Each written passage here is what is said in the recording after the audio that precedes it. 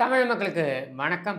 இதய துடிப்பை சீராக்க முதல்வருக்கு பேஸ்மேக்கர் கருவி பொருத்தம். தினமலர் இன்னைக்கு தான் அந்த செய்தியை போட்டிருக்காங்க.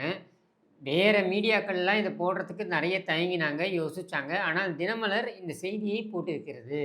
இதைத்தான் நாங்கள் ஒரு வாரமாக சொல்லிக்கிட்டு இருக்கோம்.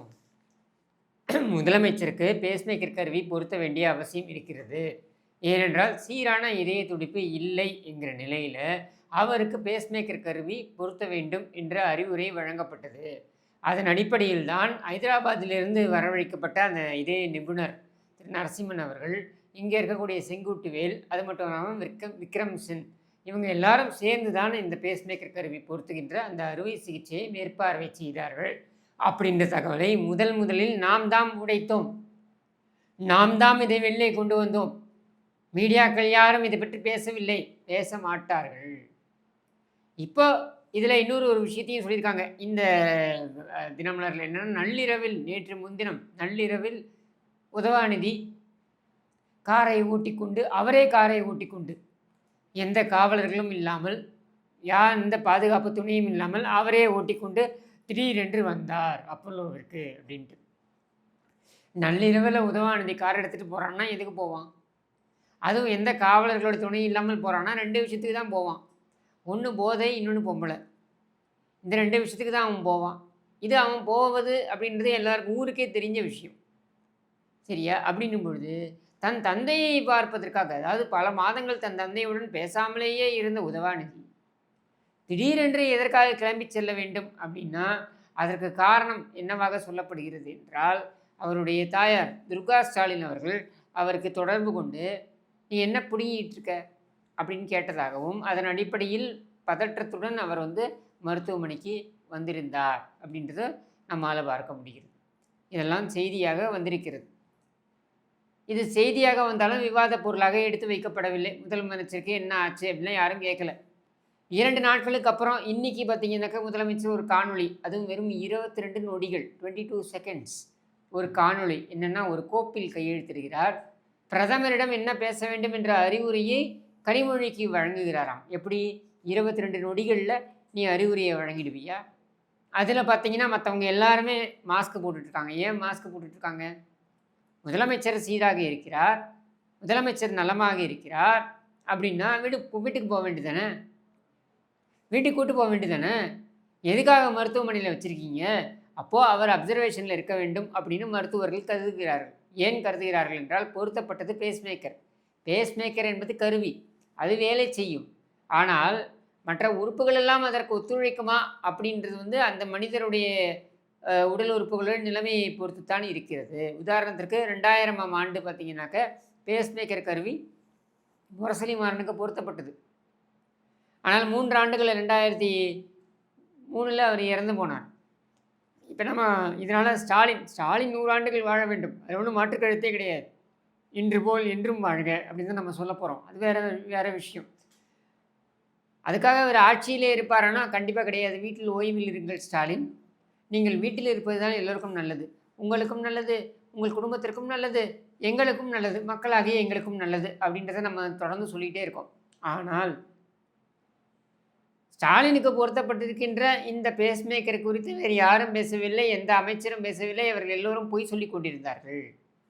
ஸ்டாலினை நேரடியாக சந்திப்பதற்கு வேறு எல்லோருக்கும் அனுமதி மறுக்கப்பட்டிருந்த நிலையில் கனிமொழிக்கு மட்டும் அனுமதி வழங்கப்பட்டது. ஏனென்றால் கனிமொழி மட்டும்தான் டெல்லியுடன் நல்ல உறவில் இருக்கிறார், டெல்லியில் இருக்கக்கூடிய தலைவர்களுடன் நல்ல உறவில் இருக்கிறார். அந்த இடத்துல சபரீசனால் ஒன்றும் பண்ண முடியாது, அந்த இடத்துல துர்கா ஸ்டாலினால் எதுவும் பண்ண முடியாது. உதவாநிதி கேட்கவே வேண்டாம். அப்போ அவங்க தேவை கனிமொழி தான். டிஆர் பாலுவை விட, அதாவது பல ஆண்டுகள் அங்கே எம்பியாக இருந்து பல நபர்களுடன் அங்கே தொடர்பில் இருக்கக்கூடிய டிஆர் பாலுவை விட, பல ஆண்டுகள் அங்கே எம்பியாக இருந்து பல நல்ல தொடர்புகளை ஏற்படுத்தி இருக்கின்ற திருச்சி சிவாவை விட கனிமொழி தான் சொல்வதை அங்கே கொண்டு போய் பிரதமரிடம் தெரிவிக்க முடியும். ஏனென்றால் பிரதமரை சுற்றி இருப்பவர்கள் கனிமொழிக்குத்தான் முக்கியத்துவம் கொடுப்பார்கள் அப்படின்றதை அறிந்து வைத்திருக்கின்றார் ஸ்டாலின். இதிலேயே துர்காவுக்கு ஒரு செக் வைத்திருக்கிறார் கனிமொழி. ஒரு 4-5 நாட்களுக்கு முன்னர் துர்கா ஒரு செக் வைத்தார். எப்படின்னா, மூகாமுத்து இறந்து போய் அதாவது ஸ்டாலினுடைய மூத்த அண்ணன் முகாமுத்து இறந்து போய் அடுத்த நாளே அந்த அவரும் நானும் அப்படிங்கிற அந்த புத்தகம் வெளியீடு, அந்த புத்தகத்தை பார்த்தீங்கன்னா 6 நாட்களுக்கு அப்புறம் முகாமுத்துவோடைய படத்திறப்பிற்கு அப்புறம் கூட நம்ம வெளியிட்டிருக்கலாமே, அதையே இப்போ வெளியிடணும் அப்படின்ற கேள்வியை கூட நம்ம கேட்டிருந்தோம். ஆனால் அந்த முகாமுத்துவை தகனம் செய்து அதை கொண்டு போய் கடலில் அந்த அஸ்தியை கொண்டு போய் கடலில் கரைப்பதற்கு முன்னாலேயே இந்த புத்தக விழாவில் இவர் கலந்து கொள்கிறார். அதுவும் ஒரு கொண்டாட்டமாக கலந்து கொள்கிறார் அப்படின்னும் பொழுது நீங்கள் புரிந்து கொள்ளலாம், துர்கா ஸ்டாலின் தன்னை அசர்ட் செய்கிறார். அசர்ட் என்றால் ஆங்கிலத்தில் அசர்ட், அதுக்கு தமிழாக்கம் என்னென்னா தன்னை நிலைநிறுத்தி கொள்கிறார். இந்த வேலை ஒரு பக்கம் நடந்து கொண்டிருக்கிறது என்கிற பொழுது கனிமொழி இன்னும் தக்காளி தொக்கா, அவங்க கிளம்ப மாட்டாங்களா? கனிமொழி சரியாக காய்களை நகர்த்தினார். பிரதமர் வருகின்ற சமயம், அதுவும் தூத்துக்குடிக்கு வருகிறார்ங்கிற பொழுது தூத்துக்குடி எம்பியாக இருக்கக்கூடிய கனிமொழி தான் அங்கே முக்கியமான ரோலை ப்ளே பண்ண முடியும். அங்கே உதவாநிதியோ துர்கா ஸ்டாலினோ சபரீசனோ எதுவும் செய்ய முடியாது என்பதனை நிலைநாட்டும் வகையில் கனிமொழி அங்கே தன்னுடைய முக்கியத்துவத்தை காண்பிக்கிறார். இப்போ துர்கா ஸ்டாலினா கனிமொழியா அப்படின்ற போட்டியில் இன்றைக்கு திமுக இருக்கிறது.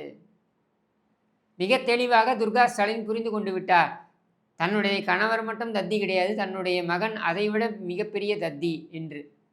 ஆனால் தன்னுடைய மருமகனுக்கு சாமர்த்தியம் இருந்தாலும் அவர் கட்சியில் இந்த பொறுப்பிலும் இல்லை என்கிற நிலையில் கட்சியை தன் கட்டுப்பாட்டில் கொண்டு வருவதற்கு அவர் உதவுவது அப்படின்றது வெளியிலிருந்து தான் இருக்க முடியும், தவிர்த்து கட்சிக்குள்ளே இருந்து இருக்க முடியாது என்பதனால்தான் அவர் அவசரமாக நள்ளிரவில் உதவாநிதியை அனுப்பி வைக்கிறார்.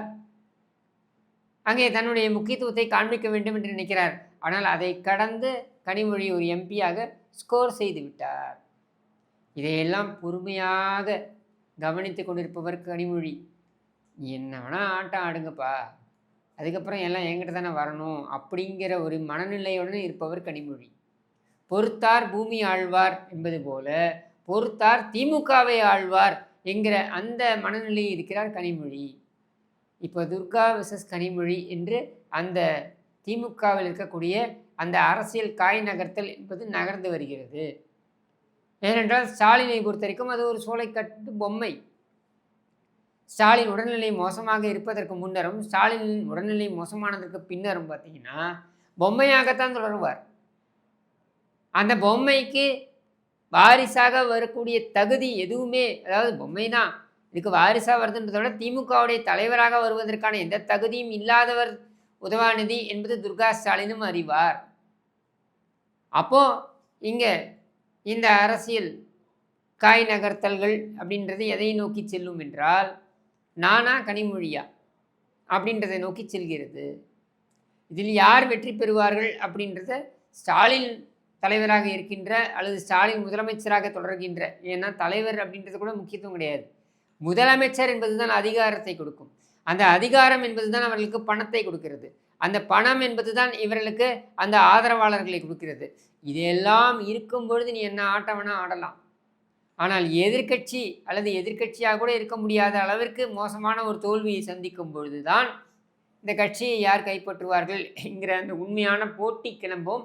அந்த போட்டி கிளம்பும் பொழுது தன்னை அதற்கு ஆயத்தமாக்கி கொள்ள வேண்டும், தயார்படுத்தி கொள்ள வேண்டும் என்பதற்கு 2 பெண்மணிகளும் கோதாவில் இறங்கி இருக்கிறார்கள் அப்படின்றது தான் ஸ்டாலினுடைய இந்த மருத்துவமனை காட்சிகள் நமக்கு உணர்த்துகின்றன.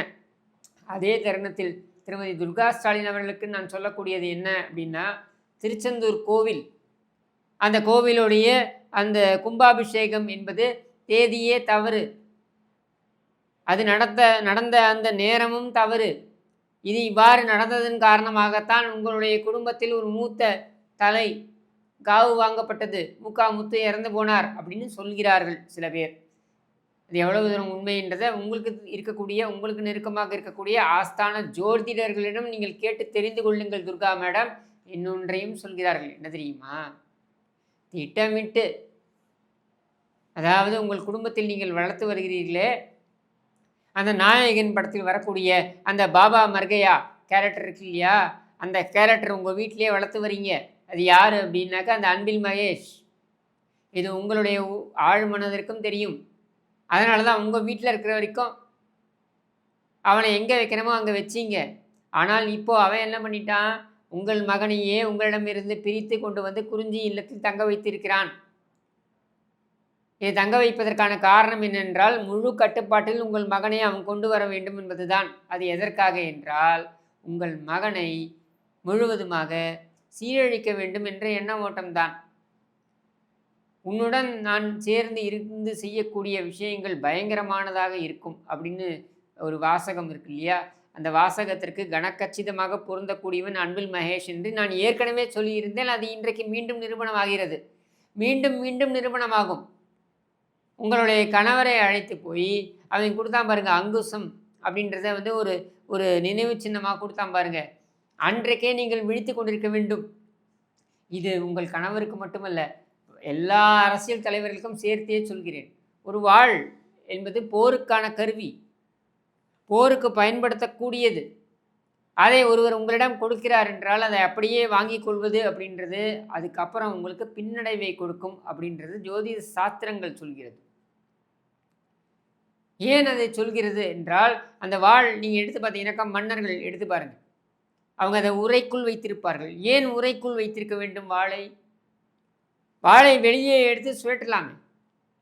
அதை ஏன் உரைக்குள்ளேயே வைத்திருக்கிறார்கள் என்றால், போர்க்காலத்தின் பொழுது மட்டும்தான் அதை எடுப்பார்கள். அப்படி எடுத்தால் அது போர் செய்ய வேண்டும், சண்டை செய்ய வேண்டும். செய்யவில்லை என்றால் அது திரும்பி அடிக்கும் என்பது நம்பிக்கை. அது மாதிரி உங்களிடம் கொண்டு போய் இந்த அங்குசத்தை கொடுக்கிறார்கள் என்றால், அந்த அங்குசம் என்பது எப்பொழுது பயன்படுத்தப்படுகிறது? யானைகள் காட்டில் உலாவக்கூடிய ஜீவன்கள்.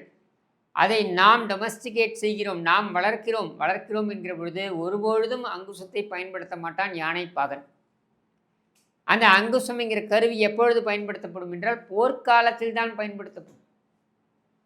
அப்படியான அந்த அங்குசத்தை உங்களுடைய கணவரிடம் அவன் கொடுக்கிறான் என்றால், அவன் கொடுத்ததற்கு காரணம் அதனால் உங்களுக்கு பாதிப்பு ஏற்படும் அப்படின்றத தெரிந்து கொண்டே அவன் கொடுக்கிறான். அதன் அடிப்படையில் தான் பார்த்தீங்கன்னா, அங்குசம் போன்ற ஒரு கூர்மையான கருவியை வைத்து உங்களுடைய கணவருடைய நெஞ்சு பிளக்கப்பட்டிருக்கிறது.